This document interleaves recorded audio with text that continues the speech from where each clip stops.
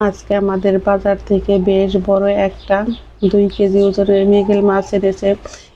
অনেকে এই মাছটাকে বিরকা মাছ বলে, কিন্তু খেতে কিন্তু বেশ মজার। এই মাছটাকে বন্ধুরা আপনারা কি মাছ বলেন অবশ্যই আমাকে কমেন্ট বক্সে জানাবেন। আমি মাছটাকে বেশ ভালো করে কেটে ধুয়ে নেব। মাছটা আমার কেটে ধোয়া হয়ে গেছে। আমি মাছ থেকে কিন্তু জল ঝরিয়ে নিয়েছি। এখন মাছে দিয়ে দেব পরিমাণ মতো লবণ আর দিয়ে দেব হলুদের গুঁড়া। এই মাছটা খেতে কিন্তু আমার কাছে বেশ মজার লাগে। আজকে কিন্তু আমার ছেলের পছন্দের রান্না করব এই মাছের তরকারি, আলু দিয়ে মাছের ঝোল কিন্তু খেতে হয় অসাধারণ মজার। এখন মশলা দিয়ে কিন্তু আমি বেশ ভালো করে মাছটাকে এইভাবে মেখে রেখে দেব 10 মিনিট। আর এইভাবে মাছ মশলা দিয়ে মেখে রেখে দিলে বন্ধুরা মাছের গায়ে কিন্তু লবণ হলুদ মশলা ঢোকে, আর মাছটা খেতেও কিন্তু বেশ মজার হয়।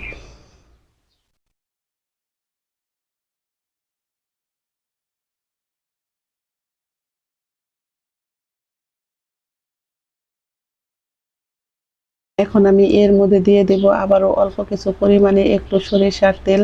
এইভাবে তেল দিয়ে মাছ মেখে রান্না করলে বন্ধুরা মাছের স্বাদই কিন্তু আসে অন্যরকম, আর খেতেও হয় কিন্তু দুর্দান্ত মজার। আমি মাছগুলোকে কিন্তু বেশ ভালো করে মেখে নিয়েছি। চলে যাব চুলায়। কড়াইতে আমি দিয়ে দেব অল্প পরিমাণে একটু জিরে, আর জিরেটাকে কিন্তু আমি চুলার আঁচটাকে কমিয়ে এইভাবে কাঠখোলায় খুব সুন্দর করে ভেজে নিব।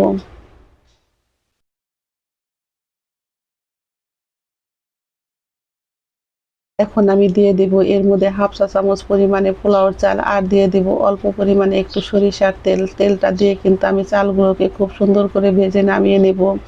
চুলায় আমি কড়াইতে আবারও দিয়েছি পরিমাণ মতো সরিষার তেল। তেলটা আমার গরম হয়ে গেছে। এখন আমি একে একে মাছগুলো দিয়ে খুব সুন্দর করে উল্টে পাল্টে নেড়ে ভেজে নিব। এই মশলা দিয়ে মাছ রান্না করলে বন্ধুরা একবার না আপনারা বারবার রান্না করে খেতে চাইবেন, এতটাই পরিমাণে মজার হয়। মাছ আমার ভাজা হয়ে গেছে, এখন আমি নামিয়ে নিব। বাকি মাছগুলো আমি এখন ভেজে নিব।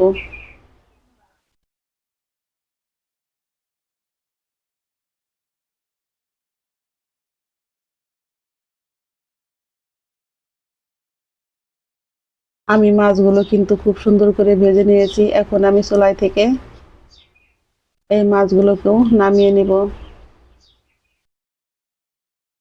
তাজা মাছ যেহেতু বন্ধুরা খুব বেশি ভাজার প্রয়োজন হয় না, সেই জন্য আমি কিন্তু মাছগুলোকে হালকা ভেজে নামিয়ে নিব। আপনারা চাইলে একটু কড়া ভেজে নামাতে পারেন, তাতে কোনো অসুবিধা নেই। এখন আমি দিয়ে দিব কেটে ধুয়ে রাখা লবণ হলুদ দিয়ে মাখিয়ে রাখা আলু। আর এই আলুগুলোকেও কিন্তু আমি খুব সুন্দর করে লাল লাল করে ভেজে নিব। আলুগুলো আমার খুব সুন্দর করে ভাজা হয়ে গেছে। এখন আমি চুলাই থেকে এগুলোকে নামিয়ে নিব।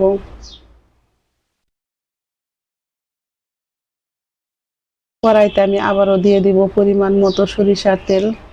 তেলটা আমার গরম হয়ে গেছে। এখন আমি দিয়ে দেব একটা তেজপাতাকে অর্ধেক করে, গোটা জিরে এলাচ দারচিনি লবঙ্গ।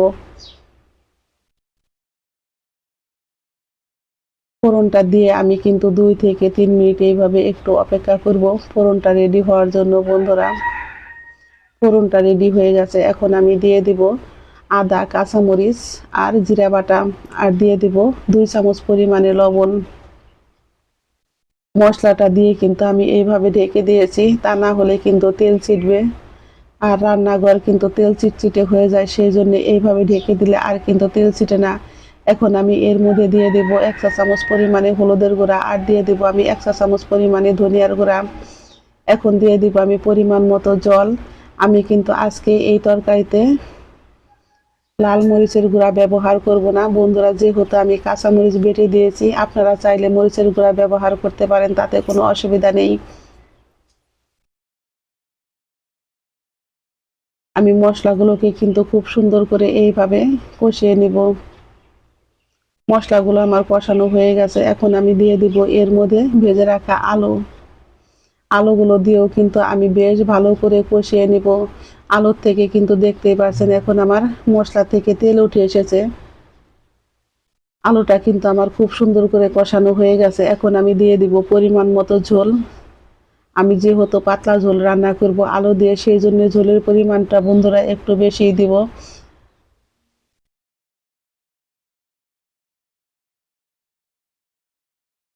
আমার আলুগুলো কিন্তু 80% সিদ্ধ হয়ে গেছে। এখন চুলার আঁচটাকে বাড়িয়ে দিয়ে আমি 4 থেকে 5 মিনিট এইভাবে রান্না করে নিব। তরকারিতে কিন্তু আমার বলক চলে এসেছে বন্ধুরা, আর আলুগুলো কিন্তু আমার সিদ্ধ হয়ে গেছে।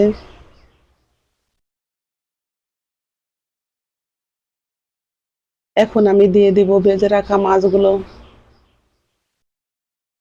ভেজে রাখা মাছগুলো দিয়েও কিন্তু আমি আবারও 5 থেকে 6 মিনিট এইভাবে রান্না করে নেব। আর এই বাটা মশলা দিয়ে পাতলা ঝোল মাছের খেতে হয় কিন্তু দুর্দান্ত মজার। গরমের দিনে কিন্তু দারুণ মজার এই খাবার। এখন আমি দিয়ে দিব বেটে রাখা জিরা আর পোলাওর চাল।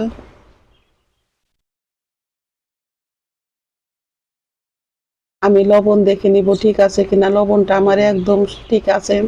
আর তরকারির কালারটা কত সুন্দর এসেছে বন্ধুরা, দেখতেই পারছেন। তরকারি রান্না শেষ, আমি চুলাই থেকে নামিয়ে নিব। নামিয়ে পরিবেশন করে দেখাচ্ছি বন্ধুরা, দেখতে যেমন সুন্দর হয়েছে খেতেও কিন্তু হয়েছে সেই স্বাদ। ঝটপট তৈরি হয়ে গেল আমার আলু দিয়ে মৃগেল মাছ, বাকি মিরকা মাছ রান্না। ধন্যবাদ সবাইকে।